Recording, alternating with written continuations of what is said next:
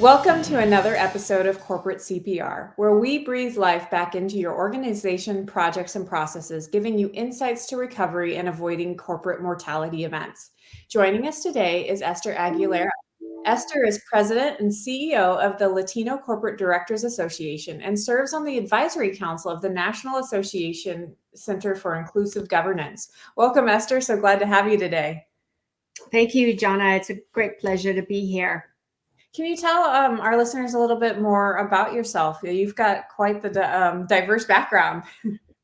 Thank you. Well, I've had the privilege of working with some of the top leaders in this country, from members of Congress, cabinet members. I've organized meetings with the President of the U.S., various presidents, and worked with the top leaders in nonprofit and the business sector. So it's I have a unique kind of cross-sectional exposure and perspective that kind of rolls up.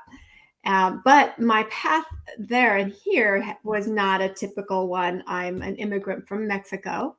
My family moved to California when I was 4. And we all, went to college, and in grade school and in college. When I was looking at our history books, I was like, wow, there's not our leaders don't look like me or have had my experience. And so that really motivated me to pursue public policy. I moved to Washington, D.C. in 1990.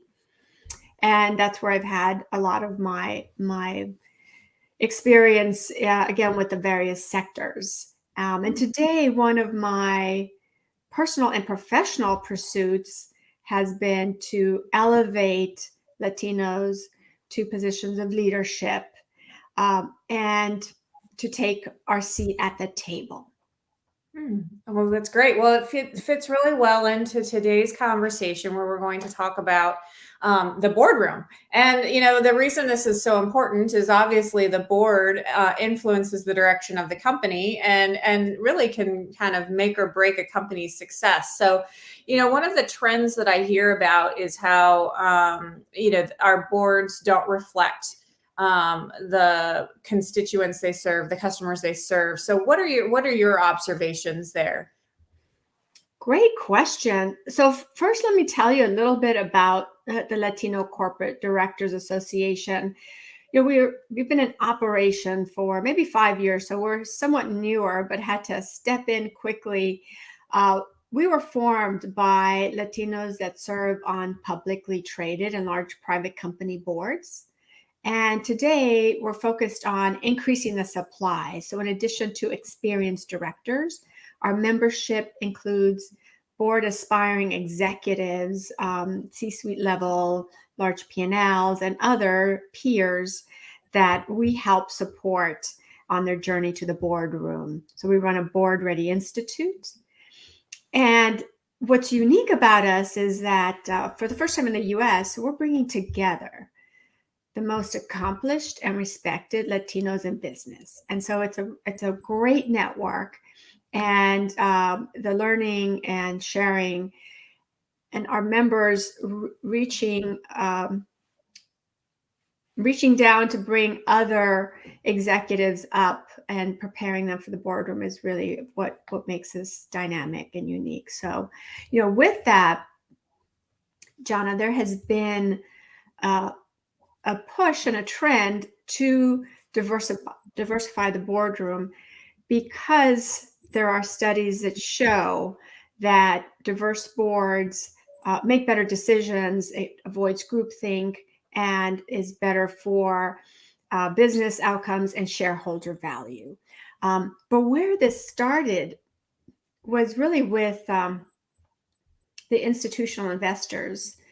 The large institutional investors like BlackRock, State Street, Vanguard, and some of the large pension funds, got a hold of the studies that said, if you have diversity, you get better results and returns.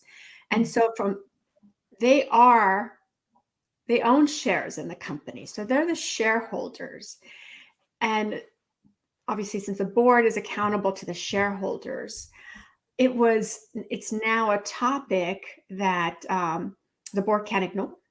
So the shareholders and the institutional investors started to coalesce and submit letters to the companies asking about their gender and diversity on the board, what their plans are.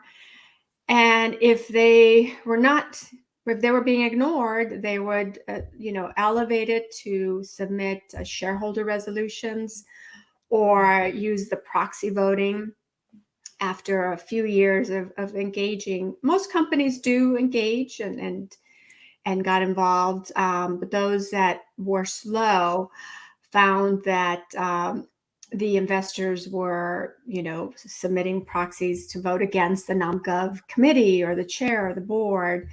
And so it was interesting that the shareholders had not used their privilege in that way before. So that brings us to today, where you have there is an interest to diversify the board, certainly from the shareholder perspective and investor perspective, but also because the boards are dangerously disconnected from the market trends that we see today. So, for example, among the Russell 3000 companies, largest 3,000 companies in the US, over 85% of the board members are white Americans. And yet, as we saw from the last census, we probably have over 40% that are diverse, and the number is shrinking. So the real market opportunities here is where, the growth in the population is, both from employees to products. So that's where there's a big disconnect, and that's where, there's a lot of activity going on. And why do you think we're seeing those results and the trends? And why do we see that disconnect? I think it's probably pretty obvious, but can you speak a little bit about what happens when your board doesn't reflect the people you serve? What kind of decisions get made? What do we see? Well, oftentimes if everyone has kind of similar experiences, you're going to see things the same way and you're looking linear rather than to your right and left in what's going on. So, again, those studies have proven that that doesn't arrive at the best decisions. And in general, there is also a movement to better reflect the customers and employees. But there's more at play here. And in those numbers, by the way, as our organization, so U.S. Latinos we're 2 in 10 Americans. So we're the second largest demographic. And yet among the Russell 3000 companies, we only hold 2.3% of the board seats, which is, again, a huge disconnect. Our market share is growing 70% year over year. Because we're 60 million, growing 1 million a year. It's younger. It is the fastest growing workforce base, growing 70%, adding 70% of new entrants to the workforce. Plus, our GDP share is 2.7 trillion and growing, which if it was its own company, it would be, its own country, it would be like the 7th largest. And if you had, a country where you had robust growth, there's not a lot of political turmoil, there's some continuity, and there's growth, wouldn't you want to invest and have that be a big part of your investment strategy? So that's one example where clearly, companies are missing out, and our membership, there's ample supply. So we would hear, why hasn't it been changing? Well, we would hear, we can't find qualified Latinos or others for the boardroom. So we set out to change that, as I mentioned, through our membership. Mm-hmm. And I think what happens is, things get too cozy, and if you're not pressured sometimes to change, you kind of keep doing the same old. So that's where that institutional investor engagement has had an impact. But how about from the consumer point of view, I guess, is where I'm headed, is like you as a consumer, why do you care who sits on the board? Well, this is actually really important. There's both, I would say, from the consumer perspective and the employee perspective. Mm, The consumer wants to see companies that share the values and appreciate them. So do employees. And so if your C-suite and your leadership does not better reflect them and your governance, which are your key leaders, that says a lot about the companies. And the bottom line, in the current times that we're in, certainly in this prolonged pandemic, as well as the social and justice kind of the importance to addressing social and racial inequities, it's good for companies and it's good for the country to be inclusive. And so you've got a lot of companies that have made strong statements about their commitment to diversity, again, for the right reasons. But if your commitment to diversity does not, include Latinos, again, 2 in 10 Americans, then it's incomplete and people are paying attention. So these things matter, and you have a more engaged employee and customer base today. Um, one of the things you touched on, like educating people for the board, which I really appreciate, because one of the things I've actually witnessed is, I don't know how familiar with you are with what's going on in South Africa, but they've put in government mandates to diversify the board, and so they're requiring for Black people to be on the board. And I've personally seen this where people have risen to the board level who weren't prepared, and have made decisions that then drove the company to be, a quarter of the size that it used to be. So how do we balance that? Because obviously education takes time. So how do we get people educated and prepared, um, fast enough to help our boards, reflect our population? Mhm. Well, I would approach that from two angles. First, today there is ample talent. And what I mean by that is when you have executives who are in SVP roles or C-suite roles running large P&Ls, or either general managers or a P&L product leader, uh, first it takes the skill set and expertise. You can't advance to a board without that. So first, you have to put the work in, and definitely if you're in the pipeline, look at certainly P&L leadership. What boards value is not just a functional expertise, because obviously technology is really important too, but how that technology is a strategic piece, how you worked on the company's strategic growth through that means. So corporate-wide strategic roles and global roles are some of the skill sets. So I don't know what happened in other countries, but I know that here we're precisely focused on folks that already have what it takes to get on a board. So with those types of characteristics. And then the program we run is very comprehensive. It's somewhat unique because you have great programs at prestigious universities to do corporate governance trainings, workshops, case studies, all very good. So but then when you finish that program, you're on your own. What do you do with it? So what we do is first, we are actively recruiting and searching for individuals that we can see are qualified. And we have others that apply and submit their candidacy. And so they are part of our membership.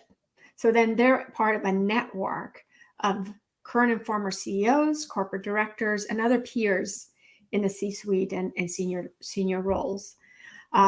Plus, we give them a toolkit to chart their pathway to the boardroom. It starts with, preparing your board bio, your pitch, your value proposition, and practicing how you talk to colleagues, because still 85% of the time you get on your first board through people who know you.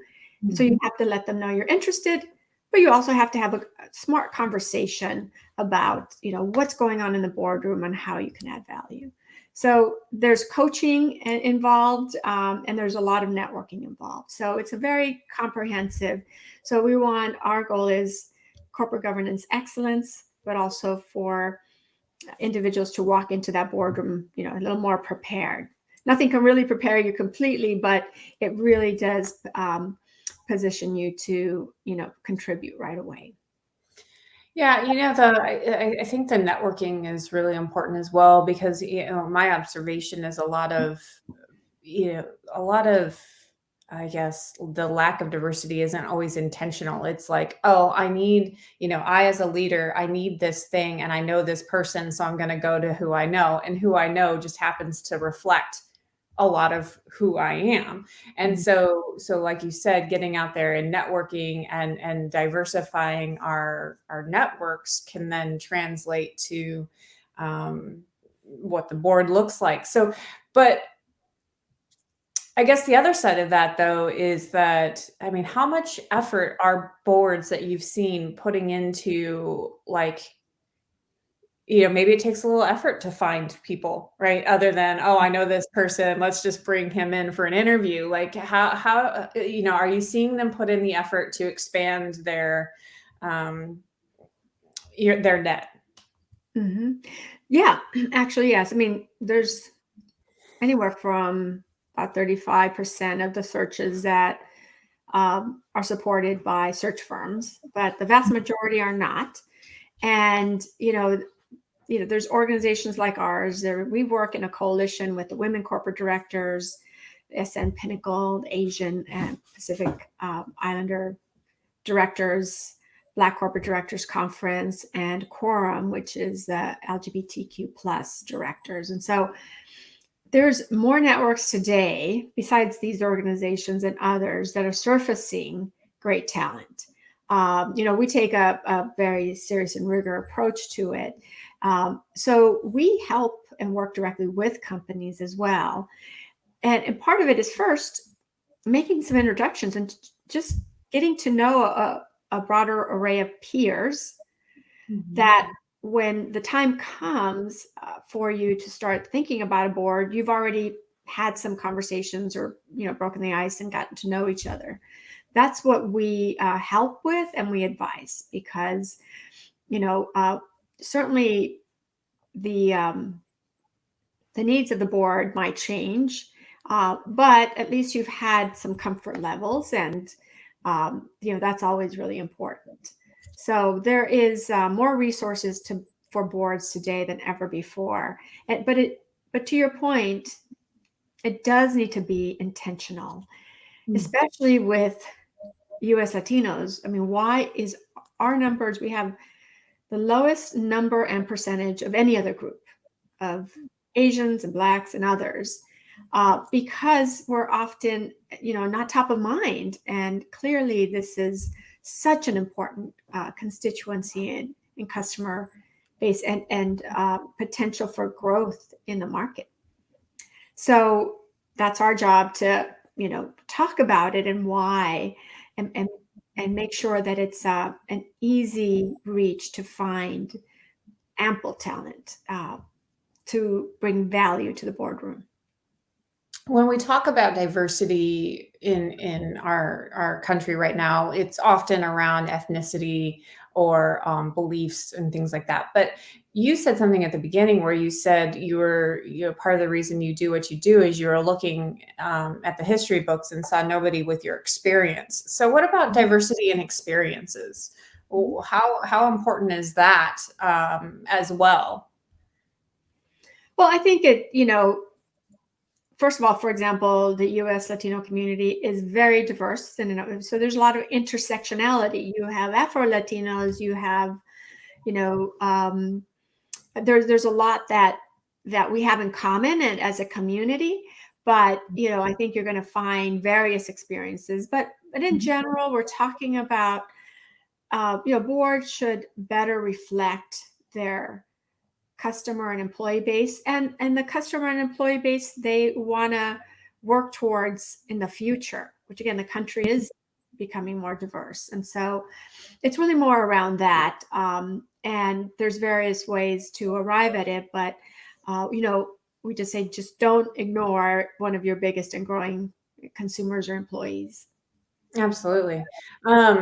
You mentioned the kind of I guess board members or companies that are having more activist notions, and some of them are probably important issues to get involved in. But how much do you think that companies are becoming overly involved in the not necessarily in diversity, but like across the breadth of issues where um, the company's there to provide a product or a service, and here they are spending tons of time getting involved in, whatever social movement it is. And what are your just thoughts on there? Is it helping or hurting?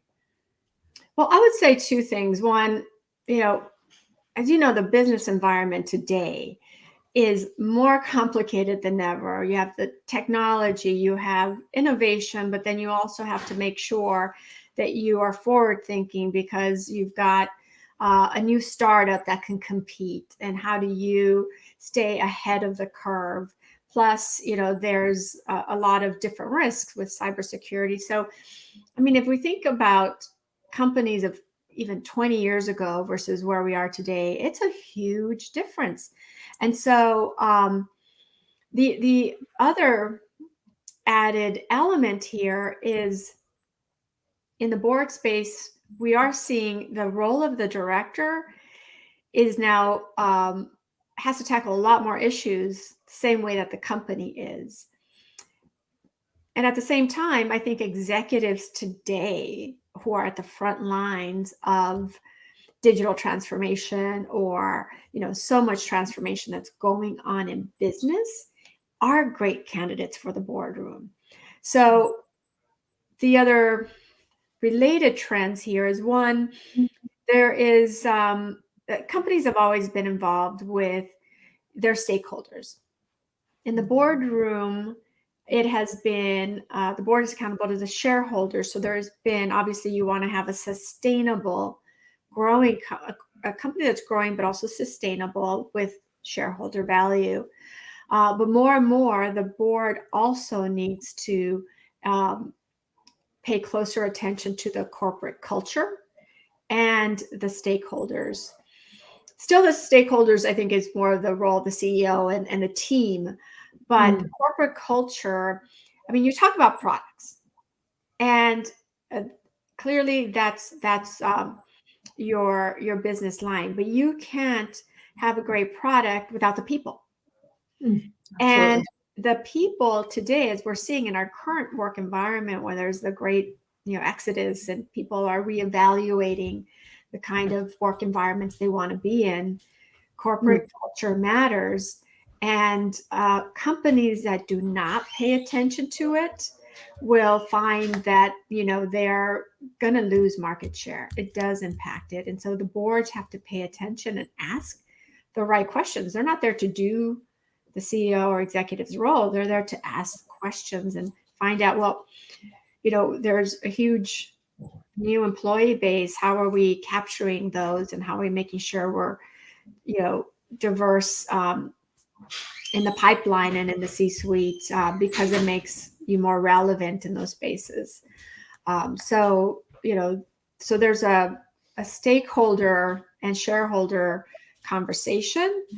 And I would say there's also, again, that corporate culture conversation. They go kind of hand in hand. to accentuate the corporate culture, we saw that with the Me Too movement. I mean, companies were destroyed because CEOs and executives made really dumb decisions, and the board wasn't necessarily, or maybe was or wasn't, asking the questions or calling it to account. And so you saw huge companies just obliterate.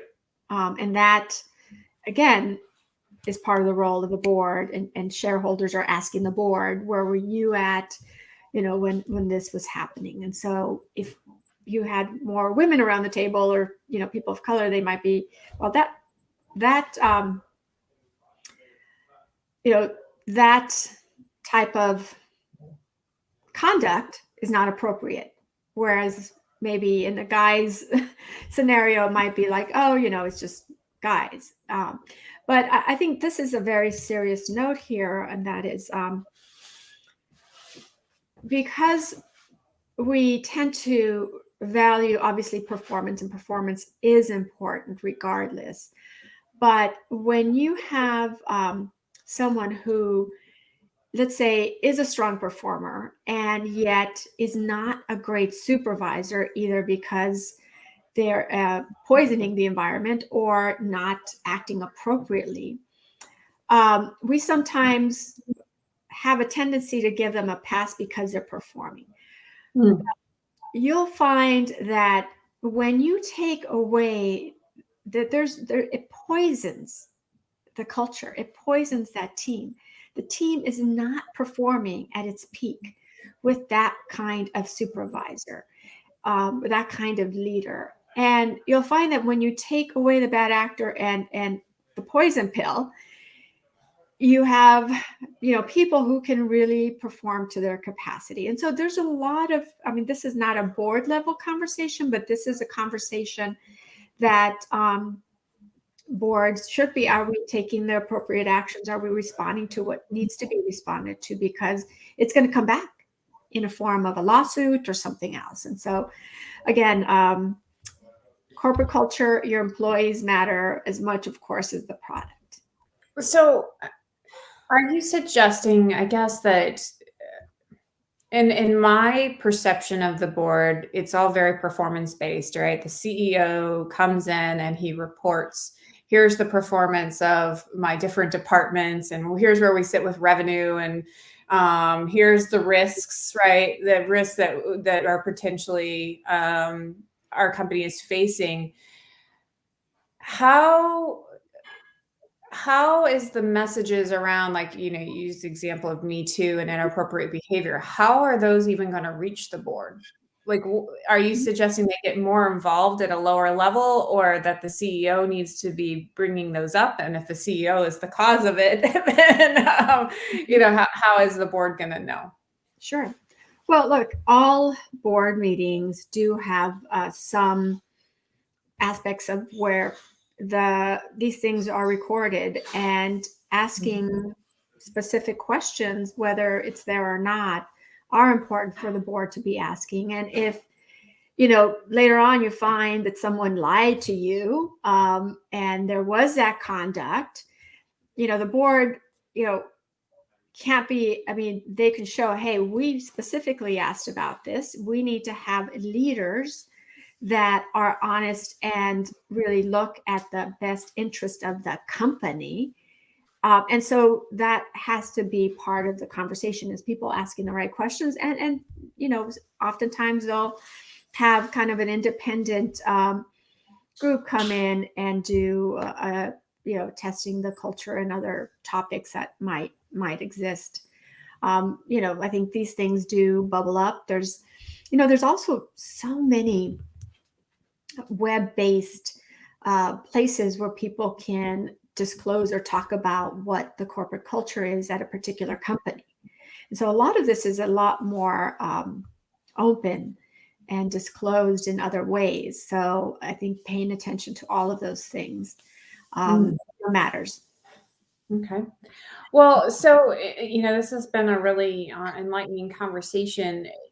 In summary, what would be your top 3 recommendations for companies to do to ensure their boards are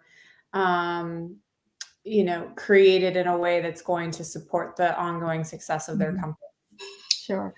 Well, one, as I mentioned, the board should better reflect their customers and employees.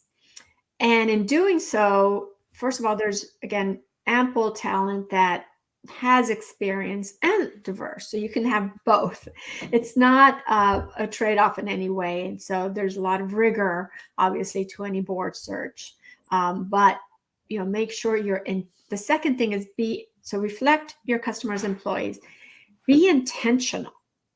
If you don't have any diversity on your board, all of your next candidates for the board should be diverse, and you'll find ample. It would be really hard to pick.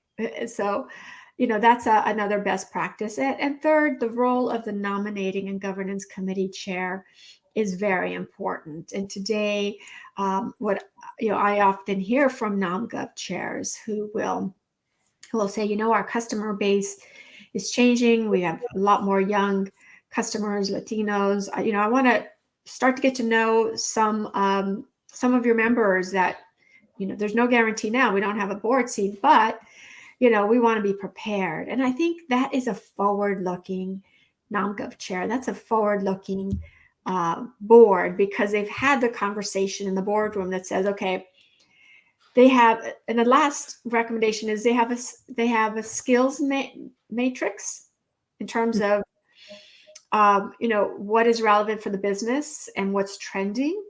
And they have a diversity matrix to see, okay, what are our customer bases? What are we missing in terms of those voices? And the best pitch here would be someone that brings a skill set and is diverse, which again is members want to come in for their skill set and then also bring their value from their various perspectives. And that, by the way, the institutional investors are asking also for the skills matrix and more disclosure on all of this. Investors are asking for companies to disclose their EEOC data and anything around wage gaps. So they're getting more involved in asking these questions because they do see it as good company performance and, better sustainable progress. That's great. Yeah. So Esther, if people wanted to learn more about what your organization does or, connect with you, how's the best way for them to do that? Well, we have our website, LatinoCorporateDirectors.org, and you can find us and information about membership, information about the Board Ready Institute, and information about our annual board leaders convening. Plus, we have research. We have a board tracker. We track the Fortune 1000 companies and which have Latino directors and which don't. So those that do have at least one get a star. Those that have more than one get 2 stars, and those that don't are, glaringly, missing out. And we actually have written letters to the companies that don't, kind of making the business case as well as, the opportunity, because to say there is talent pool and we can help. Oh, that's great. Well, thank you so much for being a guest today. Well, thank you for having me. And to our listeners, until next time, keep your organizations healthy.